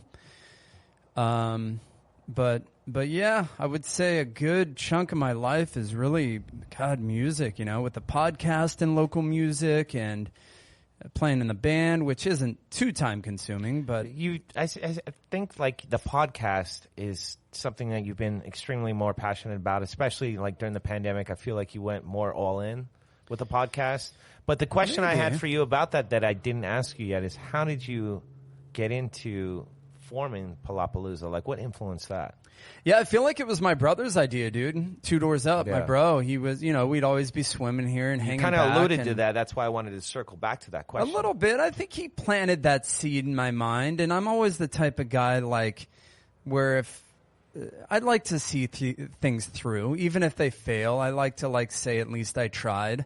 If I know I have the ability to do something, then I want to try to do it. Right. And I feel like that's with the podcast. It just seemed to kind of make sense. I had this little tiki hut in my backyard. I'm really into music. I just gave it a try, and I bought the technology, and it just sort of, not that it's a huge thing, but it's been a lot of fun, dude. And I had the bass player from Sublime sitting here the other fucking day, dude. Right. And like, I had Wade Human of Unwritten Law, one of my childhood heroes, dude. Although we've come a lot closer, and I'm sure you're close to them too. Just a fucking rad guy. It's been cool. Yeah, I want to say it was my brother's idea, and it's been fun. It's just a fun hobby, dude. That's all it is for me. It's just fucking fun. And when it stops being fun, I'll stop doing it. It's kind of like my motto: when the fun goes away, there's no need to play. Yeah, some of it is like, sometimes I'm like, because it's a lot of fucking time, dude. I mean, every episode you figure 2 hours for the interview, and then you figure probably, I've gotten it down pretty good, but maybe 2-3 hours for post, because I'm doing video now. And, and that's even more technical. Once I saw you branch out to that, I was like, wow, he's going all in. Yeah. Mario's helped me out a lot in that regard, and I feel like I've gotten a lot better, dude. Like, I'm no professional. Oh, Jesus, I'm hungry. But I'm kind of an amateur, but I think they look good. I spent a lot of time on trying to make them look good. You've done an excellent job. Thanks, buddy. And I definitely have to, give you props there and respect to that. Thanks, brother. I mean, you really want to help showcase artists and musicians. Yeah. And bands. It is interesting that I'm so motivated in doing it. I can't really tell you, like, why. I'm not really, I guess it's just satisfying. I think you mentioned, or somebody mentioned, the fact that, I know what these bands are going through. I guess there's maybe a little bit of that. Like, I don't know. I just like supporting art and local music, I guess, is what it's really all about, dude. Yeah, I did mention that earlier, actually. I think you did, yeah. And there's a little bit of that. Like, if I were in a band in my 20s, I would love something like this, dude, to go over to some dude's house and have a fucking little fridge and have a couple drinks and talk with my boys on microphone and then play a little acoustic song. Well, it's like when you can't play music, this is like the next best thing. Right. And then during COVID, it was all phone calls. Right. But that was cool that you kept it going. It was pretty dope. And Yeah, I was glad I really did. stoked on that. And I remember, like, I would listen to your podcast every time I go for That's rad. a jog or a walk or whatever. That's cool. Yeah. I feel like listenership did go up during COVID. Well, 100%. I have to commend you on that because the phone quality, It was decent, huh? Anybody that had a mic, I would ask them to record their own voice, which a couple did. But I got some big hitters. I got Sonny on the phone from POD. I got Marcos on the phone from POD. I got Scott and Wade on the phone. I did a venue checkup with Tim Mays and Corey Steyer and Shiloh. It was cool, dude. Yeah. It was kind of different. But I am it is kind of cool that I continued it because I was thinking about, just fuck it. Because, back last year, there's no way I could have had people over to my house. For one, my wife was fucking just paranoid out of her mind, and it just wasn't the right thing, right? You. Yeah. How many episodes have you done now? I think I'm at 180. Wow. Crazy, right? Yeah, I was looking the other day. Crazy. 180, right? Yeah. In about 3 years, so 150 weeks, 180 episodes. I've recorded like 8 or 9, and I'm already starting to feel overwhelmed. I don't even know how that's possible. I can't even imagine how time consuming and how much energy you've put into producing not just the audio, podcasts, but the video ones as well. Video, it's a little bit more. I've enjoyed video and getting to learn that. Well, bro, you got the perfect setup to do that. It's a one-man show, too. I'm multitasking here, dude. Right. So there's other guys like Halfway Home I really want to shout out because they're doing a fucking phenomenal job. Halfway Home's rad. But they have a crew, Not to, they're really, it would be nice for Palapalooza to have a couple more guys for sure, like with cameras and stuff. But, well, I would definitely like to see Palapalooza evolve even more. And if there's anything I can ever do to help to support that. Thanks, brother. You're doing it right now. Yeah. Well, that's why I wanted to have you on the show because, for all my listeners out there, I think Troy has one of the best podcast shows in San Diego that I've come across. That's rad. Ever. Thanks, buddy. And I've got to shout out some other ones. There's Brian Gower's Tone Jerks podcast is really cool. The Bobcast, Party with Bobcast is cool. There's a couple others. Yours. Theory Thursday. You're calling yours. Mike Ruggiero, a legend. And he's, you got to give props to the Godfathers in San Diego. Like, Mike's been doing it for a long time. I've been on his show. There's other guys, I'm not the only podcast dude, but I feel like I've fucking paid my dues. Holy fuck. But a few years, I put some time into it. You definitely have, and it's growing. And it's getting there. I want to help you get some more guests on the show. Like, I think I've kind of mentioned that before in the past, and it all depends on, how long you want to, continue down this road doing Palapalooza. But yeah, we'll see. But you know what? Like, when you get that kind of response from people, it's so motivating and inspiring. And, part of the reason why I started a podcast show, honestly, is because I started tuning in years and I started thinking, I was like, you know what? If I can come up with a concept of my own to do something that's different, like what Troy's doing, I'll definitely consider doing it. And then one day, it's amazing. Just pure coincidence, I'm having lunch with somebody and it just kind of clicks in my head. I was like, I have to record this conversation. There you go. And that's how the King's Couch was born. Do you have a couch? No, but that's the goal. So if you go on my Linktree, there's tips for the King's Couch because I eventually want to start putting a budget into it. You should get a throne and wear a fucking king's crown and shoot video. Well, I want to do it more like a late night talk show. And the guest would be like a little peasant, and you would be the king, and you would talk down to him the whole time. That'd totally be unique. Well, you'd talk shit about their band. That's pretty much kind of like you know what I think would be funny is we've done this too, is roasting bands locally. Yeah. Oh, you know what? I had and a lot Infinite of bands Signal can't roast me, dude, and I think that's cool. Like to have some humor there. A lot of bands can't take being roasted. That's the true. Thing. I'm already notorious for speaking my mind too openly. Right. And some people have kind of not assaulted me, but cornered me before, and they're like, I didn't take kindly to what you said on the radio about our drummer being MIA. and right. you're making jokes about him being abducted by aliens. And I'm like, you know what? Relax. Like, it was a joke. You know I was playing around. Like, I'm not sitting there talking shit about your band. Right. But the one thing is, like, I feel like as a musician, too, like, you got to have a little bit of a sense of humor and loosen the fuck up. Like, we're in this to have fun, not be Mr. fucking egomaniac. Sulo's got some pent-up aggression. I just been doing this shit for 20 fucking years in so many different capacities that you've got to understand that other bands have to learn, and they're young, bro, and not just the seasoned bands. I'm more referencing right now. There's a lot of seasoned bands out there that might have this pent up resentment because they're not as big as they would have wanted to get to, or sure, that's understandable. Yeah, or whatever reasoning behind it. It's a frustrating industry, bro. It's dog eat dog at the same time too.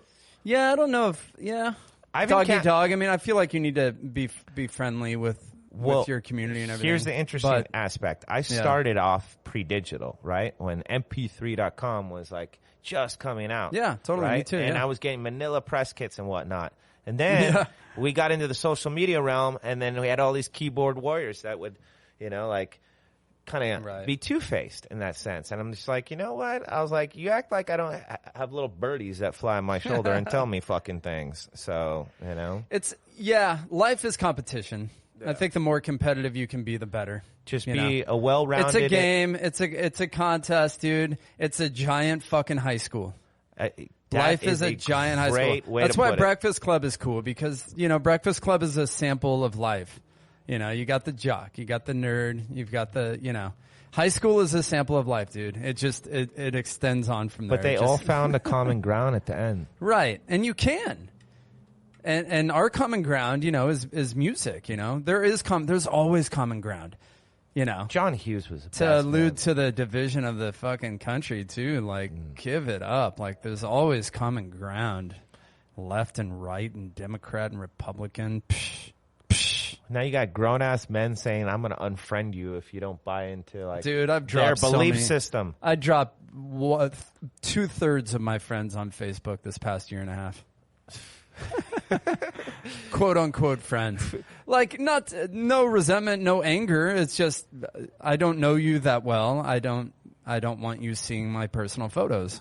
Sorry. What kind of personal photos are we referring to? I do a lot of dick pics on Facebook, dude. Follow me. No. No, but anyways. Yeah. Well, lastly, before we wrap this up, before this becomes a 3-hour episode. A message. Yes. You want me to put a message out there? I have every guest on my show, just speak their mind. Hey, go fuck yourself, San Diego. What kind of empowering message would you like to leave to all the viewers out there, all the listeners? Be kind. Be kind to your neighbor. I don't know. I don't know. I don't have it all figured out. What does Dickie Fox say at the end of Jerry Maguire? I love, I don't have it all figured out. He's the mentor. Mm-hmm. But I love my life. I love my wife. And I wish you my kind of success. Like, I don't know. Just find a way to fucking, I feel like life is like, a box of chocolates. How do you put it? Yeah, life is like totally. It's almost like survival of the fittest. Like, who can endure it the longest? Like, it's a lot of bullshit, and how do you figure out a way to, like, look at the bullshit as good? Like, I'm wording it way incorrectly here, but that's fine. I mean, just speak how you feel, man. Be real. Yeah, just be yourself, dude. Be cool. Be kind to your neighbor. Follow your dreams, right? Yeah. God, does everyone say that? It's cliche. I sound like a beauty queen. It's cliche. Like a beauty queen to say that, but you know what? Follow your heart. At least try. Yeah. Give it a try. It's a game. Life's a game. Have fun with it. And life is short. We embrace every day that we have. That's one thing that I've learned working in this industry, because I've created a lot of close relationships, even like quick close relationships with a lot of people I've worked with, and I've seen, It's cool, man. the tragedy that has happened. I've had bands cancel on me because members have died. I've had clients at my studio die. Like I've had people that help build my studio die. Over time. Life is short, so definitely don't waste it, and don't be afraid to pursue your passions. If there's something that or that you're interested in, and you may think that you're not fit for that or gonna be good at it, right. Try to do it anyways. I tell all my patients and friends and just people in general, make a list of 5 things. I've been saying this for years to people that intern for me, even back in the Brick days, and try out those 5 different things, whether it's a hobby or a career interest or whatever it may be. But you need to find some kind of outlet, or else you're just literally going to lose your damn mind. And one thing that drives me crazy is monotony, so it can't be monotonous. Yeah, I guess that's what I was sort of alluding to there. Life can be, you got to create it. I think my dad said that once, be creative. Yeah. You got to be creative. You got to create. And again, to go back to, an hour and a half ago, we're all going through this together. Right. We all have similar thoughts. It's okay. Well, you know what? It's okay. It is okay. And it's okay to hate. It's okay to hate what? It's okay to hate. It's okay to, to have bad days. Well, that's life, to be man. pissed off. We're going to have our ups and downs, our highs and our lows. You know what I mean? And it's okay to talk out your problems with somebody else. It's okay to cry. It's okay to experience an emotion because we're only fucking human. You know what I mean? So I need a good cry. There's Maybe nothing after this. There's nothing wrong with a good cry. Good, let's solid cry. Let's hold hands and cry together. Fucking cry. Just fucking cry. Yeah, it's crazy. Yeah. Life's crazy. Life isn't easy. No. It wasn't designed to be. If it was, we'd be... You know what? It's one of the toughest games marketing you'll play, campaigns, in my opinion, was the Walgreens commercials. And I've said this many times before when they had that in a perfect world theme for their marketing campaign. Yeah. And it would start off in a perfect world and everything would be all candy coated. And then it would be like, we're not living in a perfect world, and this is reality, And then they segue into how you can get whatever product or what you need at Walgreens. Yeah. And that was like the most genius marketing campaign, like one of the most genius marketing campaigns I've seen because it was so real. Right. And the way my crazy mind works is I started thinking about that. I was like, that's a really interesting way to look at life. Yeah. You know what I mean? Totally. And for all those whiny sissy lalas out there that nothing is ever good enough for you, well, I'm sorry. That's the way you feel. Right. I live sissy lalas. I live every day, to its fullest. At least I try to, but like I said earlier, we're only human and we have our ups and our downs. We have our good days and our bad days. Yeah, and we're fortunate. We're healthy. Some people aren't as fortunate, and I try not to take anything for granted too, dude. And like on my rough days, look at everything going on in Afghanistan right now. Could you imagine living out there where the Taliban is taking over the country? We have count your blessings. Yeah. We're preaching here, bro. I know. Holy fuck. I feel like a lot of stuff in life is get out of your head. Yeah. For me anyways. Well, and I people like to keep things inside and then they end up boiling like a teapot and exploding. It's dude, a lot of problems are just created by you and prolonged by you. You can handle a lot of your own problems. It's a lot of it is in your own mind. The mind's a fucking powerful thing, dude. Holy shit. Yeah. Anyways, I could probably ramble on and on like this and for we hours, can, dude. So I'm going to go ahead and wrap things up. This is definitely the longest episode I've had to date for the King's Couch. But you know what? That's what I love about you, Troy. We could record the Guinness Book of World Records for the longest episode ever. Yeah. And I think that's our next bucket list item that we're the most stupid words in one podcast. the most like ADHD conversation ever. The most subjects covered in one podcast. We'll have to look into that. So we're gonna get off of here and look at the Guinness Book of World Records for podcast. Yeah. And that wraps up another episode of The King's Couch. I'm your host, Sulo King, and it has been a pleasure to have you on the show, Troy. Any last words? Thanks for having me, dude. Hey, good job doing this. You're good at it. I told you that before. You're a good host. This is perfect for you, I think, dude. So keep it up. I love it. Get video maybe eventually. But thanks for doing this and keep it up, bro. Yeah, that's the goal to eventually turn this into kind of like a talk show. Joe Rogan. Let's all be like Joe Rogan. I love Joe Rogan. We'll shave our head and we'll take testosterone and train MMA and shout out to Joe Rogan. Take DMA and anyways. And we're not going to go down that tunnel anymore. All right, so that's another episode of The King's Couch. Love you guys. Stay radical. Peace. Fucking hour and 50 minutes. Holy shit. That's awesome. Thanks for listening.